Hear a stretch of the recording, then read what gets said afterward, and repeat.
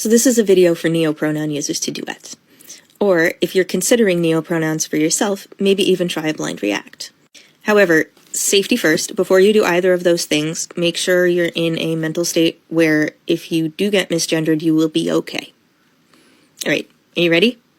Let's get started. Do you see this person next to me? E is my friend. C has had to put up with a lot to get to where Per is today. I just want to let Glint know that Thon is valid, that verb pronouns are valid, and that Sarah identity is valid. I wish Void all the best, and look forward to maybe even seeing some of their lovely content someday. Please, treat them with respect, and I'm sure A will respect you too. So how did that feel? Are there any neopronouns that stuck out to you that you might want to use for yourself? Good luck on your pronoun journey. Yeah, I think the pronouns are really confusing. Yes, I don't even know what a pronoun is. I had absolutely no idea that this whole neo-pronoun game was so dangerous that you had to practice safety first.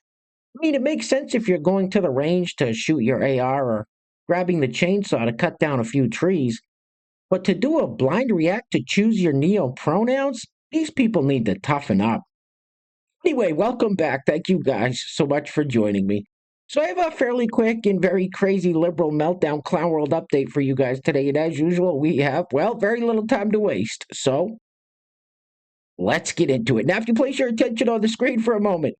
So this slightly rotund, balding fella is Stacy. Now, Stacy is a biological man that identifies as a trans woman and calls himself a transbian or trans lesbian. Now, Stacy will not date other trans lesbians, only cis lesbians, and obviously will only use ladies' restrooms. What?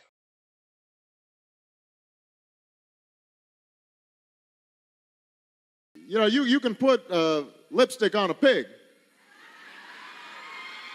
It's still a pig. All right, let's keep it moving with the lesbian version of Joe Pesci, who has a message for all of you MAGA cultists.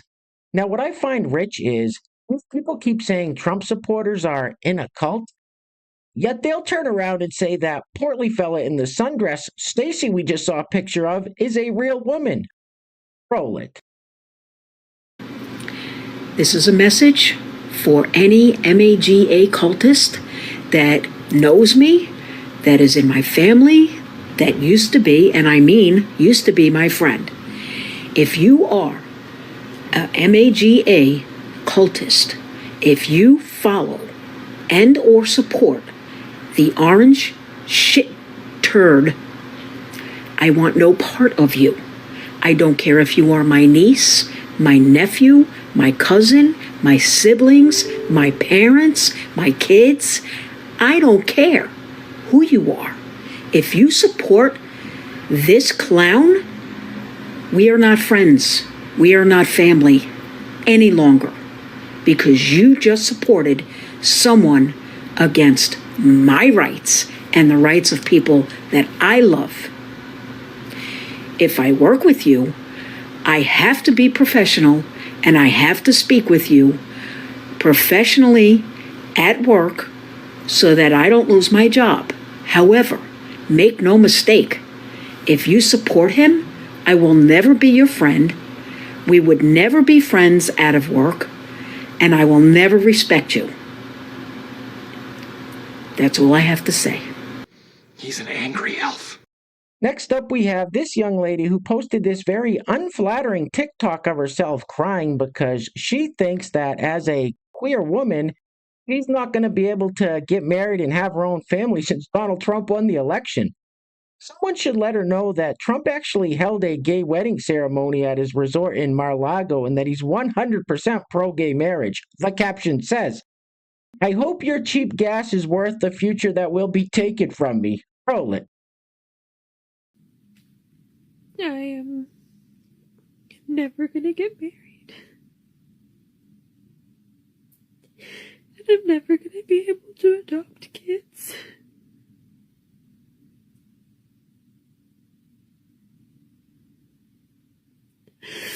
I am a queer woman.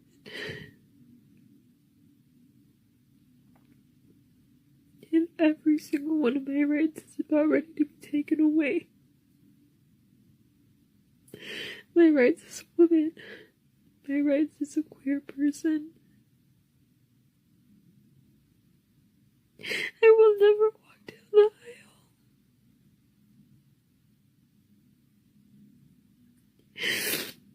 I will never have a family of my own. She has this ugly crying face that she makes. Now listen, I'm not trying to be insensitive here. If what she said was true, if all of her rights were about to be taken away, I would stand up for her just like I would anyone else whose rights are about to be taken away. But that is 100% complete and utter nonsense. Anyway, next up. So this fella says MAGA, or MEGA as he calls them, has hate in their hearts. Now wait a minute. Who are the ones disowning friends and family over politics? Roll it. You voted for a criminal and a liar in front of the world.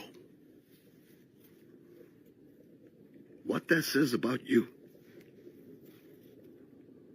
Your true you won't even respect you. Look in the mirror. Anywhere you go in this world, you're gonna f around and find out.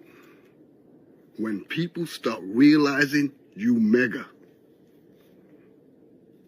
they're gonna start looking at you different. 2 or 3 glares. Trying to gauge you on what possesses you to have so much hate in you. Watch and see. I already experienced it. When people here in the States realize who you are, they're gonna start walking away from you. I'm talking about good people, logical people. They will walk away from you. They don't want to be a part of that. Trust me. For my Dems, if you like this video, share it, repost it. No offense, but you are a stupid asshole. Next up, we have this young lady who literally parrots every single mainstream media talking point we've heard about Donald Trump over the past, 8 years? Have you guys noticed that they all have the same glasses? Roll it. Real quick on this whole argument of we shouldn't break up relationships in our life just because of how somebody voted. See, when you vote for somebody proudly and with your chest, and you're basically stating that I align with this person's values, and that is how I align and what I want to see. So when you vote for somebody who openly discriminates against other people and says horrible racist things, proudly and with his chest mocks the disabled, laughs at other people that have gone through a traumatic weather event and throws paper towels at them, like an inhumane, maniacal person, and openly mocks that he can do things that he wants to women, whether they want it or not, has been accused and found convicted of SA as a convicted felon, on top of just so many other things. I don't really even need to go through the list. You're telling me that you align with that. And so that tells me that that's who you are. And once you show me who you are and what does matter to you, or rather what doesn't matter to you, I can't unsee that. And for those that have seen and heard about Project 2025 and doesn't think that it's going to come to fruition and like, oh, just shut up, they're not really going to do all that, even though they've been telling us this forever, that this is exactly what they want to happen with our country. Thank you for taking that gamble on behalf of the rest of your fellow Americans. Thank you for not taking into account the possibility that it could happen and disfranchise so many marginalized groups. I'm so glad that your privilege allowed you to take that gamble on our behalf. So for the women divorcing their husbands, bravo. I want to see more of that. I need more of that energy. For the people not going to their Christmas because they don't want to be around their MAGA family, thank you. We need more of that. She's fit for a straitjacket. This broad's 3 ways towards the weekend. Hey guys, real quick. Real quick, before we go any further, I want to give a huge shout out to the sponsors of today's video. And while I'm doing that, I'm going to let this loop on the screen now. I'll play the audio in just 1 minute so you can actually hear what this fella's saying. Anyway, today's video is being brought to us by our first sponsor is our great friend, Patty Howen. Patty, thank you so much for sponsoring today's video. I really appreciate the support. And the second sponsor of today's video is the Etsy store Red Clover Fields. Now, many of you know that is my wife's Etsy store, and she's got some fantastic stuff on her website. Stuff I use every day, and I swear by it. So if you're looking to take control of your health with some more natural remedies and maybe get away from some big pharma products, definitely go peruse her store. I will put a link to that in the description box below. So once again, today's video sponsors are Patty Howen in the Etsy store Red Clover Fields. Now, if you'd like to sponsor the next video and help support the channel, there is a PayPal link in the description box below, and I will say your full name as a sponsor of said video unless stated otherwise by you. All right, we've seen enough of this fella for one day. Get this off the screen, please. Oof. Good morning. As you can see, I've got the water horn really to plug in. Freaking is a lot more difficult. The weight is also